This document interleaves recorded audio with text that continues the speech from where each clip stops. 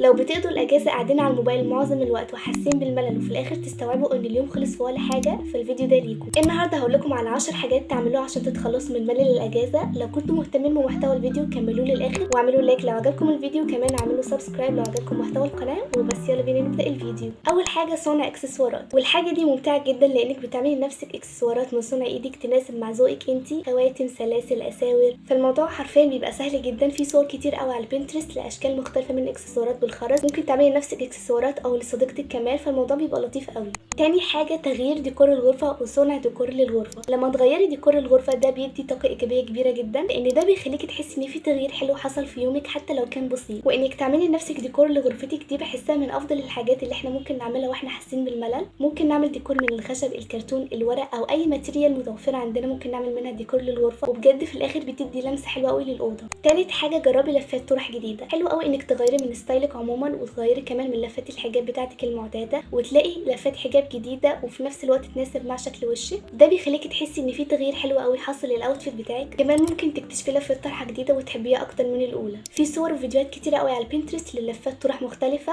انت ممكن تجربيها وتحبي واحده منهم. رابع حاجه اعملي جورنال. الجورنال من اكتر الحاجات اللي بتخليكي تتخلصي من الملل وفي نفس الوقت تعبري عن نفسك وعن مشاعرك اللي بتحسي بيها حاليا. ممكن انت وانت بتعملي جورنال تكتشفي نمط جديد للجورنال انت حبيتيه اكتر. ممكن تعملي جورنال عن افضل يوم مريتي بيه، عن اكله بتحبيها، عن فيلمك المفضل، او حتى ممكن تعملي جورنال عن نفسك انت. فحتى لو انت مش عارفه تعملي جورنال اتعلميه حاليا، وبجد الامر بيبقى ممتع جدا. خامس حاجه ارسمي ولوني على حاجات عشوائيه زي نبته، برطمان، كوبايه، او حتى قطعه خشب او كرتون. الرسم عموما بيخلينا نصفي دماغنا وكاننا عايشين في عالم تاني حرفيا، وفي نفس الوقت بنتخلص من الملل اللي احنا حاسين بيه. سادس حاجه هاتي لبس قديم من دولابك وحوليه لستايل جديد وشكل جديد يناسب مع ذوقك في اللبس حاليا. اكيد في عندنا قطع في الدولاب مش بنلبسها بمجرد انها مش مناسبه لذوقنا وستايلنا حاليا، حوليها انت بابسط الخامات لحاجه مناسبه لستايلك وفي نفس الوقت يكون شكلها حلو ومميز. يعني مثلا كان عندي كارديجان ابيض وما كنتش بلبسه كتير، قصيت جزء من كمامه وحطيت بدلها طل ابيض وبجد طلع شكله في الاخر حلو قوي. سابع حاجه اعملي ميداليات للمفاتيح او للشنط. في صور كتير قوي على بنترست لاشكال مختلفه من الميداليات، زي ميداليه من الخرز، ميداليه من الكروشيه، او حتى ميداليه من الصلصال الحراري، واشكال كتير قوي. الفكره دي حلوه قوي وفي نفس الوقت تخلي شكل شنطتك او مفاتيحك مميزه، فبجد الامر ممتع قوي.